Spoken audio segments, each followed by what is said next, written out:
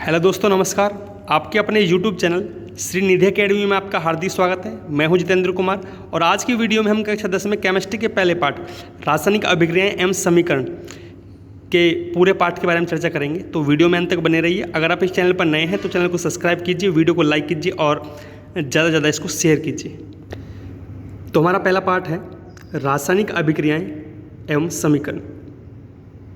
और सबसे पहले बात करते हैं हम रासायनिक अभिक्रिया किसे कहते हैं। तो सुनेंगे ध्यान से। जब दो या दो से अधिक पदार्थ क्रिया करके दो या दो से अधिक नए पदार्थों का निर्माण करते हैं तो इस क्रिया को रासायनिक अभिक्रिया कहते हैं। एक बार फिर, जब दो या दो से अधिक पदार्थ आपस में क्रिया करके दो या दो से अधिक नए पदार्थों का निर्माण करते हैं तो इस क्रिया को रासायनिक अभिक्रिया कहते हैं। अगली जो परिभाषा आती है वो आती है अभिकारक और उत्पाद की। ध्यान सुनेंगे। वे पदार्थ जो किसी रासायनिक अभिक्रिया को प्रारंभ करते हैं उनको अभिकारक कहते हैं। सबसे पहले अभिकारक की परिभाषा एक बार फिर अभिकारक हेडिंग डाल के कैसे लिखेंगे। जब वे पदार्थ जो रासायनिक अभिक्रिया को प्रारंभ करते हैं उनको अभिकारक कहते हैं। और उसके बाद जो परिभाषा है वो है उत्पाद की। वे पदार्थ जो रासायनिक अभिक्रिया के अंत में प्राप्त होते हैं उनको उत्पाद कहते हैं। ठीक है, एग्जाम्पल दिया हुआ है A+B = C+D। तो A+B ये अभिकारक है और उसके बाद एरो का साइन है। C+D अभिक्रिया के बाद में प्राप्त होते हैं इसलिए ये उत्पाद है। ठीक है, एक इसके बाद हमारा टॉपिक है रासायनिक समीकरण। तो यहाँ भी परिभाषा लिखी हुई है, देख सकते हैं आप। और एक परिभाषा मैं बता रहा हूँ। रासायनिक अभिक्रिया के गणितीय रूप को रासायनिक समीकरण कहते हैं। रासायनिक अभिक्रिया के गणितीय रूप को रासायनिक समीकरण कहते हैं। ठीक है, और इसका जो एग्जाम्पल है देख लेंगे। यहाँ लिखा हुआ है कि मैग्नीशियम है वो ऑक्सीजन से क्रिया करती है और दोनों क्रिया करके मैग्नीशियम ऑक्साइड का निर्माण करते हैं। तो ये रासायनिक समीकरण हो गया। ठीक है, आगे है संतुलित तथा असंतुलित रासायनिक समीकरण। तो सबसे पहले हम संतुलित रासायनिक समीकरण की परिभाषा देते हैं। वह समीकरण जिसमें अभिकारकों के परमाणु की संख्या और उत्पादों के परमाणु की संख्या बराबर होती है उसे संतुलित रासायनिक समीकरण कहते हैं। एक बार फिर, वह रासायनिक समीकरण जिसमें अभिकारकों के परमाणु की संख्या और उत्पादों के परमाणु की संख्या बराबर होती है उस रासायनिक समीकरण को संतुलित रासायनिक समीकरण कहते हैं। उसके बाद असंतुलित रासायनिक समीकरण है वह रासायनिक समीकरण जिसमें अभिकारकों के परमाणु की संख्या और उत्पादों के परमाणु की संख्या समान नहीं होती है उस रासायनिक समीकरण को असंतुलित रासायनिक समीकरण कहते हैं। ठीक है, यहाँ एक एग्जांपल दिया हुआ है Zn + H2SO4 = ZnSO4 + H2।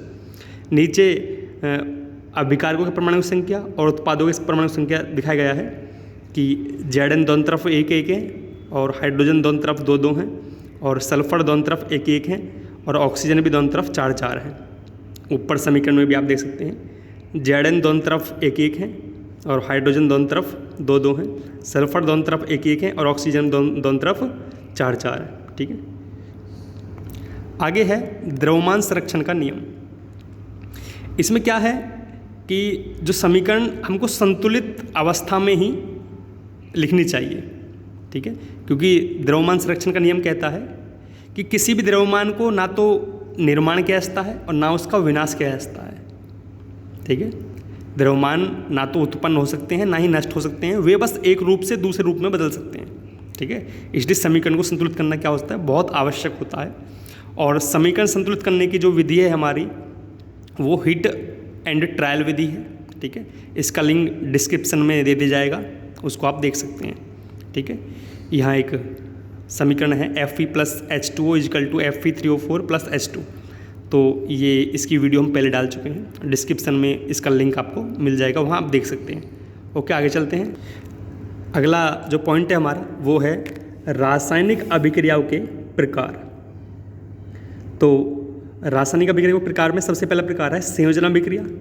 इसको हम योगात्मक अभिक्रिया भी कहते हैं। इसमें क्या होता है कि दो या दो से अधिक अभिकारक जुड़ते हैं और केवल एक उत्पाद का निर्माण करते हैं। तो परिभाषा किस प्रकार लिखेंगे उसको सुन लीजिए। जब दो या दो से अधिक अभिकारक मिलकर केवल एक उत्पाद का निर्माण करते हैं तो इस अभिक्रिया को संयोजन अभिक्रिया या योगात्मक अभिक्रिया कहते हैं। ठीक है, एग्जाम्पल लिखे हुए हैं C+O2 equal to CO2, H2 2H2 plus O2 equal to 2H2O। ठीक है ना, देख लेंगे इनको। योगात्मक अभिक्रिया में यहाँ दो अभिक्रियाएँ आती हैं, एक तो ऊष्माक्षेपीय अभिक्रियाएँ, एक ऊष्माशोषीय अभिक्रियाएँ। तो ऊष्माक्षेपीय अभिक्रिया किसे कहते हैं? वे अभिक्रियाएँ जिनके दौरान ऊष्मा उत्पन्न होती है, वे अभिक्रियाएँ जिनके दौरान ऊष्मा उत्पन्न होती हैं। ठीक है, अर्थात ताप बढ़ता है, उन अभिक्रिया को ऊष्माक्षेपीय अभिक्रियाएँ कहते हैं। ठीक है, तो जैसे हम सांस लेते हैं तो सांस लेने पर ऊष्मा उत्पन्न होती है, हमारे शरीर को ऊर्जा मिलती है। ठीक है, क्योंकि सांस लेने के दौरान जो ऑक्सीजन की क्रिया किससे होती है? हमने जो खाना खाया है उससे जो ग्लूकोज बनता है उससे होती है। ठीक है, इसी कारण हमारे शरीर को ऊर्जा मिलती है सांस लेने से। ठीक है, दूसरी जो अभिक्रिया है वो है ऊष्माशोषी अभिक्रिया। वह अभिक्रिया जिसके दौरान ऊष्मा का अवशोषण होता है, अर्थात ताप घटता है, उन अभिक्रियाओं को ऊष्माशोषी अभिक्रियाएँ कहते हैं। ठीक है, एग्जाम्पल इनके लिखे हुए हैं। ठीक है बेटा, आगे चलते हैं। वियोजन या अपघटन अभिक्रिया। ये वियोजन जो अभिक्रिया है ये संयोजन अभिक्रिया के बिल्कुल उल्टा है। इसमें क्या होता है? एक अभिकारक होता है केवल, वो टूटता है किसमें? दो या दो से अधिक उत्पादों में। ठीक है, तो परिभाषा किस प्रकार लिखेंगे? वह अभिक्रिया जिसमें एक ही अभिकारक दो या दो से अधिक उत्पादों में टूट जाता है, तो इस अभिक्रिया को अपघटन अभिक्रिया या वियोजन अभिक्रिया कहते हैं। इसके एग्जाम्पल लिखे हुए हैं, देख लेंगे इसको कि यहाँ फेरस सल्फेट है और उसको गर्म किया गया है, वो फेरिक ऑक्साइड में सल्फर डाइऑक्साइड और सल्फर ट्राइऑक्साइड में टूट जाता है। इसके अलावा कैल्शियम कार्बोनेट है, उसको गर्म करते हैं हम, ये कैल्शियम ऑक्साइड और कार्बन डाइऑक्साइड में टूट जाता है। आगे विस्थापन अभिक्रिया है, तो विस्थापन अभिक्रिया की परिभाषा सुनेंगे ध्यान से। इसमें क्या होता है कि एक अधिक क्रियाशील तत्व होता है, एक कम क्रियाशील तत्व होता है। जो अधिक क्रियाशील तत्व होता है वो कम क्रियाशील तत्व को उसके लवण विलयन से विस्थापित कर देता है। ठीक है, तो यहाँ एक एग्जाम्पल लिखा हुआ है कि AB + C = AC + B। जो C है ये अधिक क्रियाशील पदार्थ है, ये AB से क्रिया करता है, तो B इसमें कम क्रियाशील है, तो C जो है B को विस्थापित कर देता है और A के साथ आप मिल जाता है और B अलग हो जाता है। तो परिभाषा किस प्रकार लिखनी है? वह अभिक्रिया जिसमें अधिक क्रियाशील पदार्थ कम क्रियाशील पदार्थ को उसके लवण विलयन से विस्थापित कर देता है, तो इस अभिक्रिया को विस्थापन अभिक्रिया कहते हैं। एक बार फिर, वह अभिक्रिया जिसमें अधिक क्रियाशील पदार्थ कम क्रियाशील पदार्थ को उसके लवण विलयन से विस्थापित कर देता है, तो इस अभिक्रिया को विस्थापन अभिक्रिया कहते हैं।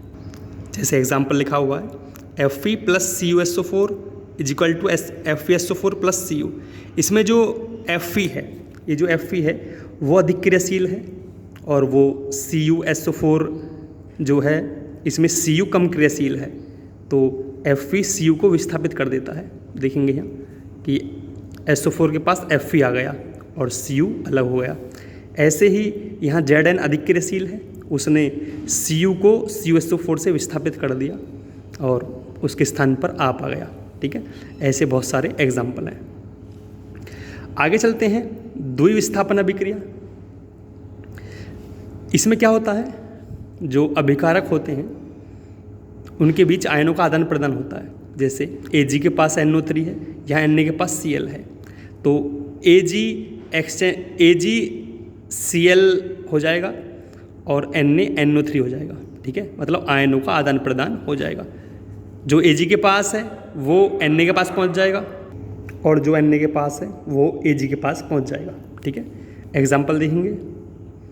Ag के पास NO3 है और Na के पास Cl है, तो यहाँ बन जाएगा AgCl।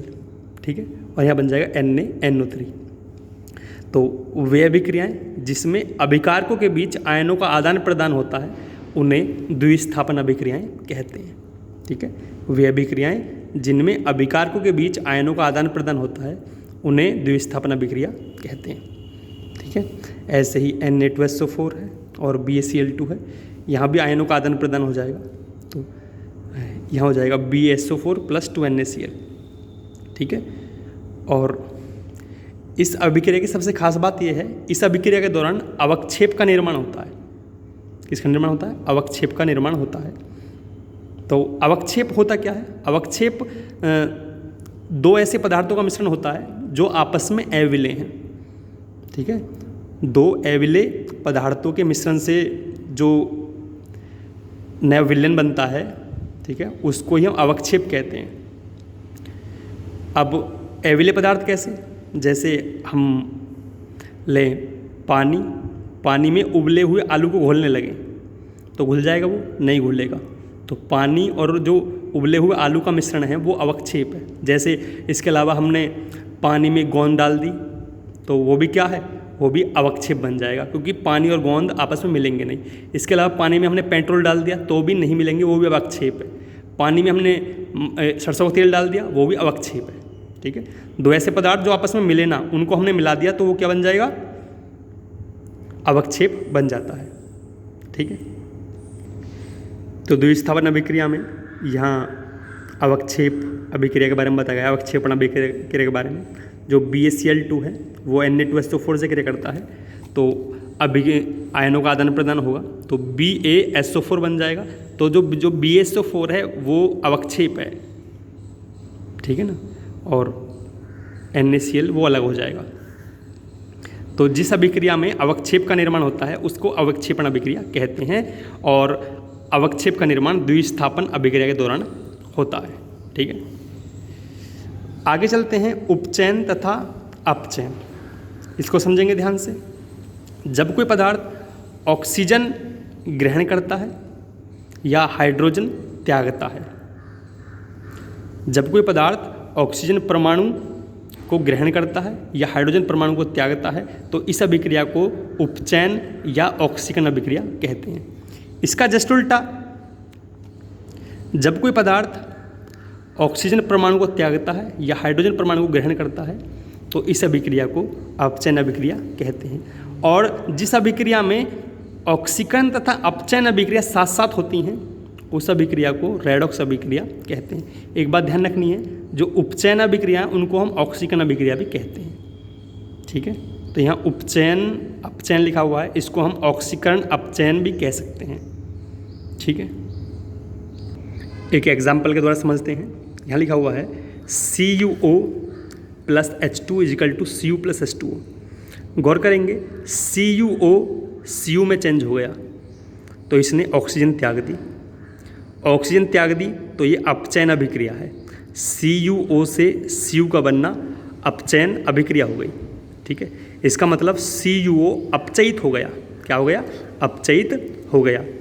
और H2O देखेंगे, H2O से H2O बन गया तो ये ऑक्सीकृत हो गया, किसने? ऑक्सीजन ग्रहण कर ली। ठीक है, तो ये तो समझ गए। यहाँ लिखा हुआ है H2 से H2O का बनना ऑक्सीकरण अभिक्रिया है, उपचयन अभिक्रिया है, और CuO से Cu का बनना ये अपचयन अभिक्रिया है। ठीक है, एक बात मैं समझा रहा हूँ, उसको समझेंगे आप ध्यान से। ये CuO से Cu का बनना अपचयन अभिक्रिया है तो इसका मतलब CuO अपचयित हो गया। क्या हो गया? अपचयित। अपचयन से शब्द बना है अपचयित। और जो पदार्थ अपचयित होता है, क्या होता है? अपचयित, उसको हम क्या कहते हैं? ऑक्सीकारक। ये ध्यान रखना है आपको। जो अपचयित होता है वो ऑक्सीकारक होता है, और जो उपचयित होता है उसको हम अपचायक कहते हैं। क्या कहते हैं? अपचायक। आगे देखेंगे ZnO + C = Zn + Cu। ZnO से Zn बन गया, O त्याग दिया तो कौन सी अभिक्रिया हो गई ये हो गई आपकी अपचयन अभिक्रिया। और C से CO का बनना, ऑक्सीजन ग्रहण कर ली तो ये हो गई उपचयन अभिक्रिया। ठीक है, क्योंकि ZnO ने ऑक्सीजन त्यागा है तो ये अपचयित हुआ है। ये अपचयित हुआ है तो ये क्या है? ऑक्सीकारक है। और C, ठीक है, C जो कार्बन है इसने ऑक्सीजन ग्रहण किया है, इसलिए ये ऑक्सीकृत हुआ है, और ये ऑक्सीकृत हुआ है तो ये क्या है? ये अपचायक है। ऐसे यहाँ देखेंगे तीसरी अभिक्रिया है, देखेंगे जो Mn2 है इसके पास O है और यहाँ MnCl2 में O नहीं है। इसका मतलब जो MnO2 है इससे ऑक्सीजन निकल गया, ठीक है, ऑक्सीजन इसने त्याग दिया। तो ये क्या है, ये अभिक्रिया क्या हुई, अपचयन अभिक्रिया हुई, ठीक है। तो ये अपचयित हो गया, तो ये क्या हुआ, ये ऑक्सीकारक हो गया। यहाँ देखेंगे HCl, दो, एक तो H2 है, एक Cl2 है। H2 का कोई मतलब नहीं होता, ठीक है। यहाँ देखेंगे HCl से Cl2 का निर्माण हुआ है, तो इसका मतलब Cl ने H को त्याग दिया। H को त्याग दिया मतलब अभी बताया हमने, ऑक्सीकरण अभिक्रिया में H त्यागा जाता है या ऑक्सीजन ग्रहण किया जाता है। तो हाइड्रोजन त्यागने का मतलब क्या है, ये ऑक्सीकरण अभिक्रिया है। HCl से Cl2 का बनना ऑक्सीकरण अभिक्रिया है, तो ये ऑक्सीकृत हो गया है, और जो ऑक्सीकृत हो गया वो क्या है, वो अपचायक है, ठीक है। तो ये छोटी छोटी बातें हैं, ये हमको याद रखनी है। लास्ट हमारा टॉपिक है संक्षारण और विकृत गंधिता, इनको समझेंगे। जो संक्षारण है वो धातुओं के ऑक्सीकरण या धातुओं के उपचयन से संबंधित है।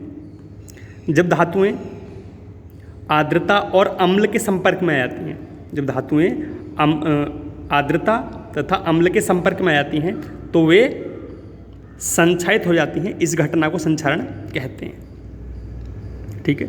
अब आर्द्रता क्या होती है, ऐसी वायु जिसमें क्या हो, पानी का मिश्रण हो, ठीक है। इसको नम वायु कहते हैं। जैसे बारिश पड़ती है, बारिश के बाद जो हवा चलती है वो नम होती है, ठीक है। या ओस पड़ती है, या जाड़ों में कोहरा पड़ता है, तो कोहरे में जो वायु चलती है वो क्या होती है, आर्द्र वायु होती है, ठीक है। तो धातुएं आर्द्र वायु और अम्ल के संपर्क में आ जाती हैं तो वे संक्षारित हो जाती हैं। इस घटना को संक्षारण कहते हैं, ठीक है। जैसे लोहा जब नया होता है, लोहे कोई वस्तु जब नहीं होती तो वो चमकीली होती है। अगर उस पर हम पेंट ना करें, ध्यान ना दें, तो उस पर जंग लग जाता है लाल भूरे रंग का, तो वही क्या होता है, संक्षारण हो जाता है वो भी, ठीक है। इसके अलावा चांदी जो है उस पर काली सतह चढ़ जाती है संक्षारण की, ठीक है। और जो तांबा है उस पर हरे रंग की परत चढ़ जाती है, ठीक है। ये सब संक्षारण के उदाहरण हैं। इसके अलावा जो कारें हैं जिनका पेंट छूट जाता है, उन पर जंग लग जाता है। पुल हैं, लोहे की रेलिंग हैं, जहाज हैं, ये जंग के कारण खराब हो जाते हैं। इसके बाद विकृत गंधिता, ये खाद्य पदार्थ से संबंधित है। खाद्य पदार्थ का जो वसा से बनते हैं या तेलों से बनते हैं खाद्य पदार्थ, उनके उपचयन से संबंधित है, ठीक है। वे पदार्थ जो वसा और तेलों से बने होते हैं उनको खुला छोड़ दिया जाए तो कुछ समय बाद उनकी गंध और स्वाद में परिवर्तन आ जाता है, तो उनके उस स्वाद को विकृत गंधि कहते हैं और इस घटना को विकृत गंधिता कहते हैं, ठीक है। और खाद्य पदार्थों को विकृत गंधिता से बचाने के लिए हम प्रत्यऑक्सीकारक पदार्थों का, ठीक है, उपयोग करते हैं। इसके अलावा जो प्रत्यऑक्सीकारक के द्वारा भी हम विकृत गंधिता को रोक सकते हैं। इसके अलावा जो हमारे खाद्य पदार्थ हैं उनको हम फ्रीज में रख दें तो भी विकृत गंधिता से बच सकते हैं। इसके अलावा आपने चिप्स के पैकेट देखे होंगे, वे बहुत दिन पुराने होते हैं फिर भी उनमें गंध नहीं आती। उसका कारण ये होता है कि जब उस पैकेट को सीलबंद किया जाता है तो उसमें से ऑक्सीजन गैस निकाल कर उसमें नाइट्रोजन गैस भर दी जाती है। जो नाइट्रोजन गैस है वो अक्रिय गैस होती है, वो खाद्य पदार्थ के साथ कोई भी क्रिया नहीं करती है, ठीक है। तो आज की वीडियो में केवल इतना ही। वीडियो को आपने अंत तक देखा इसके लिए धन्यवाद। अगर आप इस चैनल पर नए हैं तो चैनल को सब्सक्राइब कीजिए, वीडियो को लाइक कीजिए और ज़्यादा से ज़्यादा इसको शेयर कीजिए। तो मिलते हैं एक नेक्स्ट वीडियो में, तब तक के लिए नमस्कार।